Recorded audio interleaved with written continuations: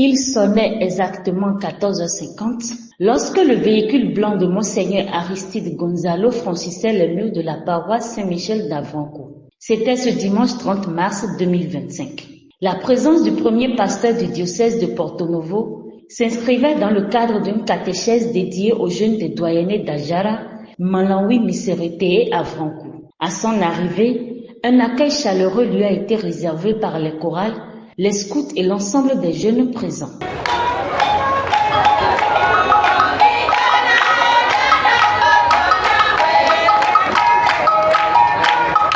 Nous sommes réunis venant des doyennés d'Adjara, de Miserete, de Malawi et d'Avrancourt. Et nous nous sommes rassemblés ici, dans l'église Saint-Michel d'Avrancourt. Et avec grande joie, nous accueillons notre Père évêque. Après le message de bienvenue, Monseigneur Aristide Gonzalo a entamé un échange profond avec son auditoire sur un thème central, expérience et action. Dans un monde où de nombreux jeunes sont confrontés à des difficultés et au désespoir, il a partagé des paroles de sagesse et d'encouragement. Le thème de l'année jubilaire, vous le savez bien, c'est pèlerin d'espérance. Pèlerin d'espérance.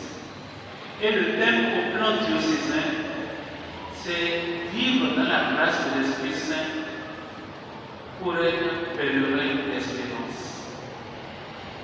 Vivre dans la grâce de l'Esprit Saint pour être pèlerin d'espérance. Et c'est ce thème-là qui rythme chacune de nos catéchèses. Ce thème est abordé sous différents angles et chaque angle constitue le thème d'une catéchèse. Pour ce qui nous concerne aujourd'hui, le thème que j'ai choisi, c'est espérance et action. Espérance et action. Alors, cela nous fait penser à une parole de l'apôtre Saint Jacques. Saint Jacques dit: montre-moi ta foi qui n'agit pas. Moi, c'est par les actes que je te montrerai ma foi. Et Saint Jacques dit également: la foi sans les œuvres est une foi morte. Comment peut-on dire que l'on croit si l'on n'agit pas? Comment peut-on dire que l'on espère si l'on n'agit pas? Comment peut-on parler d'espérance sans action? L'espérance entraîne à l'action et l'action éclaire l'espérance. Alors nous allons donc aujourd'hui partager nos expériences sur espérance et action. C'est-à-dire comment l'espérance chrétienne peut pousser à l'action et à la transformation du monde. Celui qui espère, c'est celui qui est debout et qui attend et qui reste persuadé qu'il va obtenir ce qu'il attend. Et il fait tout pour obtenir ce qu'il attend. En d'autres termes, il agit pour obtenir ce qu'il attend. Il ne croise pas les bras en restant là à ne rien faire. Autrement, son espérance est vaine. Et l'espérance dont il s'agit, ce n'est pas l'espérance d'un moment, ce n'est pas l'espoir, c'est l'espérance chrétienne, l'espérance qui nous fait croire en la vie éternelle. L'espérance qui nous donne le courage et l'audace de traverser les difficultés de ce monde. Chacun de nous espère quelque chose. Chacun de nous attend quelque chose. Mais comment vivons-nous cette espérance? Et quand il arrive des moments d'échec, comment réagissons-nous? Quand il arrive des moments de désespoir, comment réagissons-nous? Parce que l'espérance est faite aussi de désespoir. C'est-à-dire des situations devant lesquelles nous nous trouvons et nous baissons complètement les bras.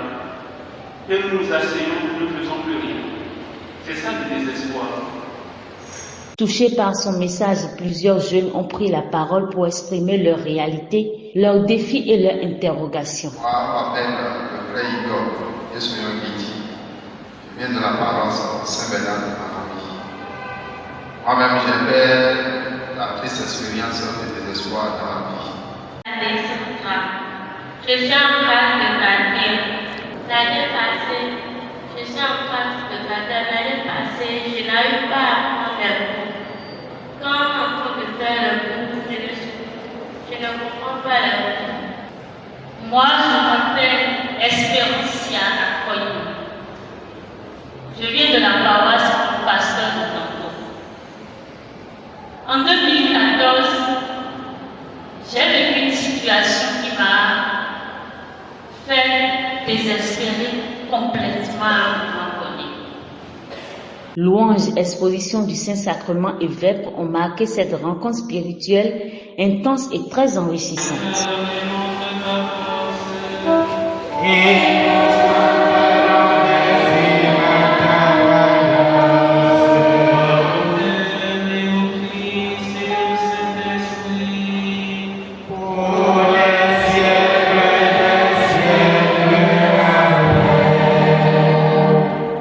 Pour conclure, certains participants ont livré leurs impressions et partagé des conseils à destination de leurs compagnons, souvent confrontés à des situations difficiles. En tant que jeune, nous parlons de l'espérance, mais l'action doit accompagner l'espérance. Tout d'abord, je tiens à remercier le Père évêque pour avoir pensé à cette catéchèse des jeunes qui nous permet de revivre les moments forts qui sont la parole de Dieu. Aujourd'hui, l'évêque nous parle sur le thème important de l'espérance et beaucoup sont parmi les jeunes qui sont désespérés à cause des difficultés de la vie. Et donc aujourd'hui, moi par exemple, j'ai eu la chance à travers cette catéchèse de persister et de savoir qu'un jour, oui, Dieu exaucera mes prières.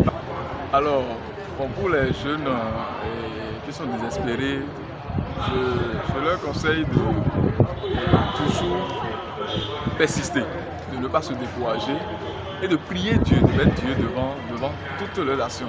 Près de 2000 jeunes ont pris part à cette rencontre avec le Père évêque, repartant avec des cœurs apaisés et des esprits éclairés, grâce aux dispositions prises par leurs responsables paroissiaux pour assurer leur bon retour.